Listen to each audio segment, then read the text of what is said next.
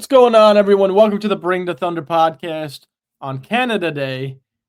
Ironically enough, probably the biggest day, outside of the championship in Oklahoma City Thunder basketball history, with Shai Gilgeous-Alexander, the MVP, the Finals MVP, the best player in Oklahoma City Thunder history, signing a 4-year contract extension worth $285 million, a Supermax contract extension for SGA to stay through the 2030-2031 NBA season. The richest annual contract in NBA history. For now, there are rumors that Booker's going to be getting paid a bit more, which is crazy. But what a deal. What a day for Oklahoma City. I'm going to leave it to you, Sapir. Give me your thoughts and what this means for Oklahoma City going forward. Yeah, we'll get a little bit more granular with the contract. I think the main question around this contract was the timing. Was he going to sign it this offseason or the next? I think he would have waited till the next offseason to get more money if we hadn't won this championship. With the championship delivered, I feel like, he gave us a little bit of a discount, $4 million. I think you brought it up, $4 million per season over 5 seasons would have been like $20 million extra on average. So this kicks in 2027. He's going to start with $63 million on the first season of the extension, nearly $79 million in 2030. This could have started at like $80 million in 2027 if he really wanted a full max. He's still going to get his $1 million per every single regular season game on average, which is obviously the highest single season salary in NBA history. He was drafted 11th overall in 2018, went to the Clippers, went to a smaller market in the Thunder, and has not looked back since. I mean, every chance he's gotten with the Thunder, when there's questions that come up, he's always said, like, I love this organization. He's moved out a lot of his family into OKC. We even have Drake doing concerts in OKC. We have, all his friends show up to the finals. CP3 was there. Like, big names are starting to show up around the city. And that's mainly because Shai's invested in the city. And, his investment is further, shown with this contract. Like, no one would have expected a guy that just won scoring title, finals MVP, and a title to take a discount. And I mean, overall savings, we saved like 110 million. I feel like it's a blessing. It's a blessing to be a Thunder fan. I'm happy. It's Sam Presti Day, by the way, for everyone celebrating. Put something on the grill.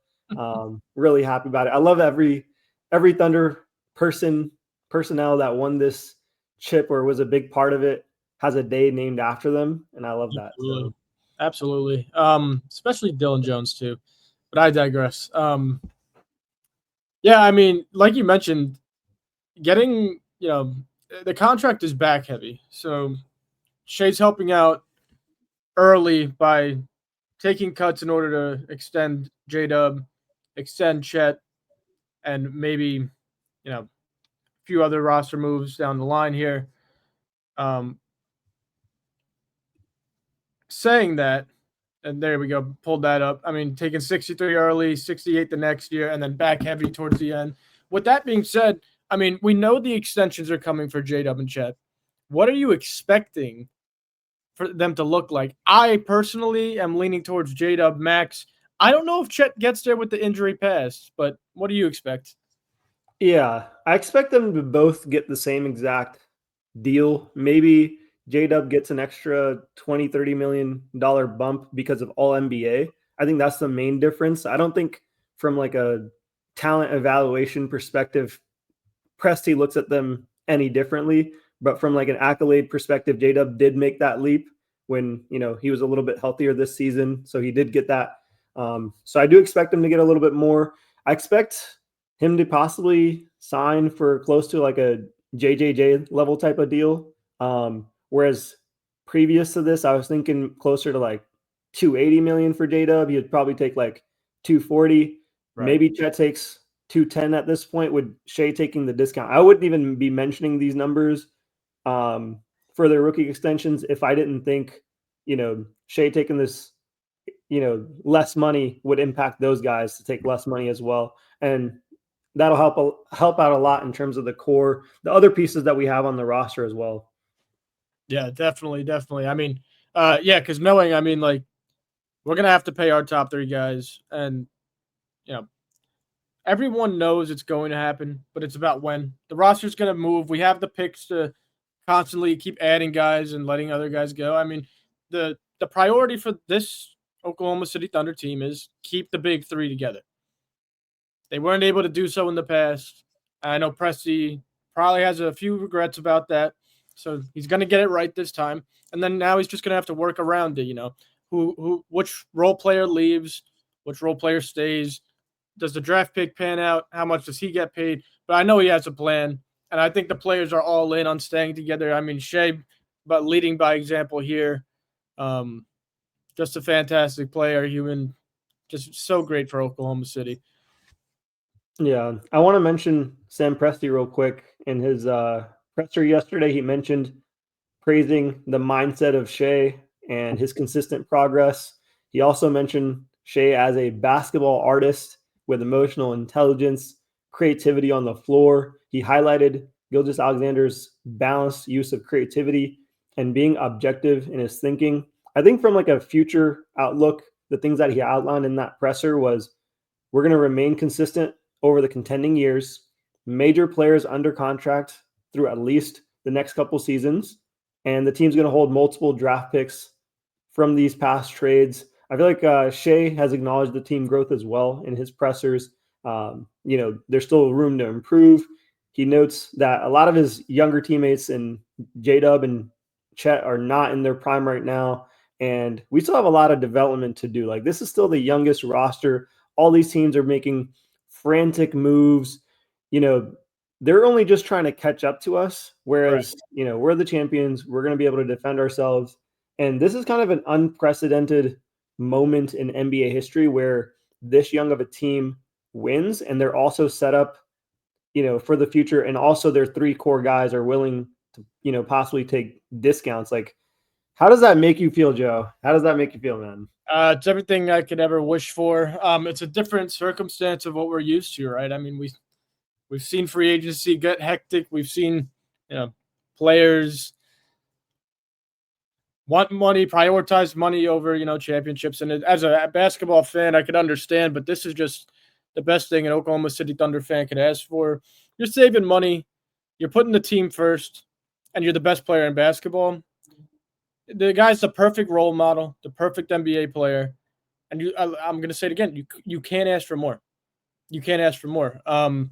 Super excited. It makes me feel super excited to see what comes next. I mean, I feel like we're just getting started. I know back-to-back chips is, super rare nowadays, but they have the right foundation, they have the right mindset, and they have the right personnel. Um, so at least until 2031, I'm a very hopeful, glass half full type of guy. Which in the past, this team has made me pull my hair out, and maybe the glass was half empty. But yeah, I mean, you can't ask for more, and I'm just super excited for the future. That being said, you brought up these teams are making crazy moves trying to catch up, and I don't want to digress completely, but I will say there were a few teams that may have caught up, especially the Denver Nuggets yesterday. I'm not going to break down all their moves, but so Presti just getting his guys in until 2031 gives us a chance at least for the next 6 years, which is super exciting. Yeah, Denver's making moves. The Mavericks are looking dangerous. We got a lot of teams doing a lot of shuffling, not just in the Western Conference. The East has started to pick up the pace. Free agency is looking fun. And I think it's the most fun when you're a Thunder fan and that you've won a championship and you're just watching everyone else kind of move around and try to catch up. Like, I feel like this is the best moment. This feels like a similar moment to like a team that wouldn't even have made the playoffs and you kind of just watch free agency. That's how I feel like we're watching free agency, even Right. coming off a championship. It is Makes me quite feel different. even better. It is quite different. It's looking, from an outsider perspective, because we're not the teams trying to catch up anymore. You could see what moves these, especially the Western Conference teams, what moves they're making, being like, okay, we are not close to them. Let's get closer. If not, let's get right next to OKC. And you could even see the Eastern Conference being that maybe the top 2 players in that conference are injured for the whole season next year, you could see these teams going for it too, especially teams like the Knicks just made some big signings. Super fun free agency, even though the names aren't even that big, which is fantastic for the league, I think. And I actually, it's going to come to a point where the new apron rules they're gonna catch up to us eventually too. I mean, they're gonna catch up to everybody, but as of right now, we're in the clear, and it's I think it's good for the league. It's making things more competitive. Obviously, you could still build a roster. I mean, outside of OKC, because we kind of drafted through this, like Denver just made a trade and a signing and probably put them right back in the conversation for number 1 seed next year. So, I mean, there's still ways to build around superstars, but it makes it more competitive, more fun to watch, I believe. And I'm just super excited for the future of this team. Yeah, I want to mention a couple other things before we kind of wrap this up. Sam Presti mentioned after this next season, he's willing to go into the first apron, which is a huge sign. He's mentioned this in the previous statements that he's had, like the owner's willing to pay if we're a championship level team. So we'll definitely be doing that. Other things that I want to mention is with the way the contracts are structured, I feel way more comfortable when Hartenstein's contract's going to be coming up that he's going to be willing to give a discount. He really loves OKC. The amount he's doing outside of being on the basketball court shows how much he loves, OKC as a city. And so I'd love to, be able to possibly keep him. And I think that's a lot more sustainable now. The one guy that will probably age out of the roster is Caruso. He'll be entering probably like age 32 at the end of his deal. And he's going to make quite a good sum of money at age 32, making like $20 million. Yeah, he's back heavy as well, his contract. Yeah, exactly. So he'll get his money, elsewhere, whatever. And by then we possibly could have won 2 or 3 rings. Lou Dort will be also coming up for an extension on the later part of these extensions. And he'll probably give us a little bit of a discount as well, being a hometown player. So I feel a lot more comfortable because before I was like, oh man, like you probably heard me. I was like, oh man, how are we going to keep Caruso, Hartenstein, and Lou Dort? Because those were the 3 big contracts. And now I'm like, maybe if we lose one of those guys, we can definitely more likely keep Lou Dort and Hartenstein with the way the pay cuts have, are coming around with this team. And I couldn't have said that just a couple of days ago. I would have been like, man, these guys are going to take the full max. We're probably going to lose Hartenstein and Caruso and have to pay Lou Dort a lot of money. And now I'm like, man, we could probably get Hartenstein on a solid deal, Lou Dort on a solid deal, and keep those 4 guys around and plus add a bunch of picks into the mix. And Aaron Wiggins and Joe are on amazing contracts. Like, we're probably not going to be touching the second apron anymore. We're going to be a very expensive first apron team right at the second apron, like hard cap. Yep.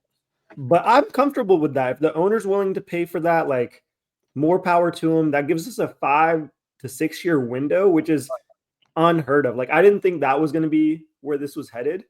I thought this was more of like a 2-3 year like push. Right. Now it's looking like a 5-6 year push, and I'm way more excited about that. That's an outstanding point. I couldn't agree more. We've talked about Hartenstein throughout the year. We don't really like to beat around the bush. Sapir and I have talked about his contract and what we think is going to happen, and especially with that first round pick being a center.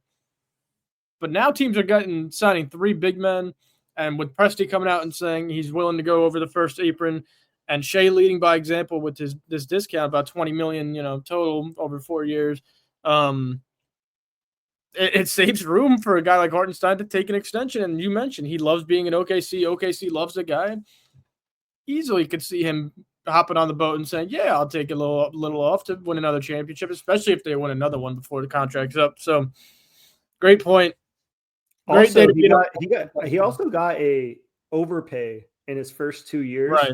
Right. He probably recognizes that, like, he kind of got overpaid. And so I think that's where he's going to be a lot more likely to be like, okay, what if I take a 4-year, like, declining deal to really help out the squad, stay on the squad? Because if his skill set doesn't develop, but he's still the same level of player as he is at age 28, I'd love him for 4 more years. Like, extend the run for that full 6 seasons with Shai. Like, I don't think there's anywhere else he'd rather be than contending for championships at his skill level and how he fits on the roster and everything else, like the size he provides. He's the perfect guy next to Chet. We've already see it. Like, it's proven to work. So why not continue to run it back is probably going to be his mentality. And I see a way more likely path towards him re-signing now. Whereas before I was just like, oh, we'll just keep Lou Dort and it'll be Shai, Chet, J-Dub, and Dort and a bunch of rookies around them. Now I'm like, oh, we can also have Hartenstein in there. And that adds a whole different mix.